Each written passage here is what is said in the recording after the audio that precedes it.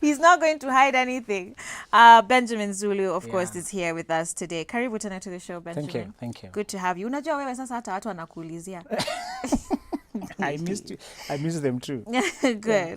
Now, so as we say, you're usually on your best behavior when you're first meeting someone. You want to make a good impression. So you're on your best behavior, when you first start dating. Hata kuna mtu amesema, pesa inatokelezea the first 2 weeks, after that anazificha zinapotea. You're polite, you're quick to suggest sharing dessert, all sorts of things. Really, really careful about what you say. You're quick to apologize, quick to say thank you. You remember your golden words. But what happens is later on, it's people begin to settle into the relationship. And suddenly you find within the heat of the moment, you can actually say certain things. On sharing food, mtu alisema 5 years down the line, we used to share those days, but unamwandikia note, don't touch my food. I have 5 pieces of meat and 2,704 rice. Anyway, don't touch my food. Gosh. Nani bibi unaambia hivyo. I took stock. So things change, I they guess. People do settle into their relationships. And so there are certain words, certain conversations that can end up ruining. Can I tell you something? Relationships. It will not be desirable to stay in the romantic fire people started with. You will not move on. You will not even come to work. You're obsessed with each other. In between anything, you want to get in touch. So let's say that it's not unfortunate that romance, kind of wears down and we settle into true love. There's a guy who's written a book called Ravi Zacharias called Moving from Romance to True Love. Okay. So let's not regret the maturing, the seasoning of love. Even a flower, shines and then moves on to a fruit so that we can eat it. We can enjoy a flower, but you can't eat it. So romance is like a flower, very scent and all that, but we can't live on it. Yeah. So it's true, things do change, but they don't change for the unfortunate. So today we are talking about things, that the conversations that hurt. So there's certain things I want to point out, as far as things that you can tend to hear in relationships, that maybe you guys are having a hard time and you don't know kumbe it's your words. Yes. Ni maneno unayotamka. So accusations against each other, when you start arguments or conversations with you never, those type of things, those can be very detrimental to a relationship. Yes. Let's begin by saying that sometimes the people are saying they feel justified because you have annoyed them, you've hurt them, they're venting. And we said the other time that although we told you to be honest with your feelings, I'm just being true with what I feel, can I just tell you? And ladies keep soliciting for us to tell us, to tell them what they think. And I tell guys, be very careful. There's some things once you say them, even saying sorry later will not heal them. Asking a man, what kind of a man are you? Yeah. Never use that word, even if you feel like. No, but if you're asking nicely, not in the heat of a moment. Oh, no. Try ask me now, nicely. Benjamin, what kind of a man are you? You sound so polite. But the thing you are saying. But the question, the substance of the question. The way you are saying it might look like a sincere concern. It's true. How you say something matters. But there's some phrases you should avoid generally. Okay. Like, all men are just the same. Yeah. You bundled me. How men are just the same. Yeah. So we are saying, and we kuna mmoja alisema bwanake alimwambia miguu yake inakaa baisikeli. Okay. So many of them, mwingine akamwambia ati kazi yake ni kuempty, the kitchen. Kukula. Ati na kufill washroom. Ati na transfer food. Okay, She was not working and the man was working. So no. Yeah. So there are some things when you say them, and we may not go our pathways, but it has eaten a lot into our connection. So although you feel justified, it's very good to moderate. Kuna you ladies who like cold treatment. Although it's painful, it's very anxious, it's cold, it's like feel that cold war, but it's more preferable than kuongea maneno ambayo later. Okay. They will scar for a very long time. So for sure you shouldn't be, also this is deflecting, right? So, okay, fine. Don't tell a man what kind of man are you, because you're tugging on his, insecurities, really. Oh, very good. Attack the problem, not the person. Yeah. The reason so not you always, yes. You never. So, very good. Actually, that always, that you never, it is too general, meaning I never do anything right. How about you phrase it like, I just wonder why you did this. Attack the problem. Or that time this Instead of happened. asking me what kind of man I am, I'm wondering what made you do this. Yeah. You have specified the problem. I felt disappointed that I felt hurt that you did this. That feels like you are hurt, but you still care. Yeah. Not that I've given up with you, you know? Okay. Yeah. There are some people who, when they get into arguments with their boyfriend, girlfriend, fiance, husband, wife, now make threats about leaving the relationship. Very good. Those ones for mtu amekukasirisha and you're just like, I can't do this anymore. I want to break up with you, or I want a divorce. Yes. Imagine throwing out such words in the middle of an argument. Talk to me about that. That's we need to say, the people who say that they're coming from two things.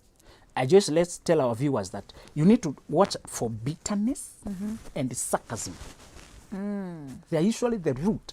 In my counseling, I meet people, and the words that scarred them, when I look at, many of them are coming from a person who was bitter, or a person who grew up sarcasm being normal. You know, the ladies whom you text them, even when you're dating, oh, I love you, they reply, I love me too. So the sarcasm they are used to, they don't know that in a relationship it can be very painful. Yeah. Bitterness is if you grew up being wounded. Let's say the following. These words, they scar, and the difference is this. If you know that there's a difference between a scar and an open wound. A scar is a pain, you know, that is still fresh, that is still raw. That's a wound that is still fresh. Now, a scar it has healed, but the mark is still there. When you touch it, it's still sensitive. So if you realize that you are bitter, please solve those matters quickly before they eat into your relationship.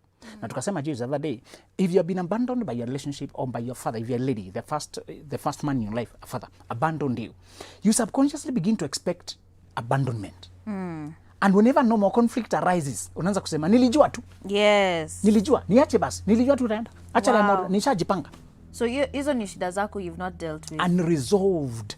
That's a wound that is still active. And you know it's a wound when you say you don't discuss that issue. For example, after that I ask you, can we talk about why you said that? Mi sitaki kuongelea hiyo mambo. It is still pain, still a wound. You need to That's heal. what we call daddy issues. Yes. Yeah. Many of them, and you know when you keep, if your father was cheating, womanizer or that, you keep anticipating that I'll do the same. Those are the ones who walk around saying all men cheat. You keep accusing me of that. Yeah. Until I begin to wonder, even if I'm not doing it, I'm still paying for it. Yes. Wow. I might as well do it. Weh. So you could even be the ones driving him to cheat. There are many men who, by suspecting their partner, their wife, or the other way, you push them to doing the very thing that was not on their mind. Wololo. It is you who had cheating so much on your mind that you keep chastising me for it. Until when I see the opportunity anyway. Like, she already thinks I'm doing it. Yes. It won't make any difference. Wow. That's how trust works. Trust and mistrust are the same. Fear and faith have the same thing. You have to believe in something you can't see. Wow. When you're afraid that I'm cheating, you're believing it although you can't see it. When you believe that I'm faithful, you're believing it although you can't see it. Yeah. And you end up actually attracting it. Let's talk then also about there are people who are very manipulative in their relationships. Yes. When I hear someone says that in their relationship they've had an argument and then the person tells them, if you really love me, you would XYZ. Yeah. Very manipulative. That statement is saying, I actually don't love you. And what have we said? If you keep accusing me of not loving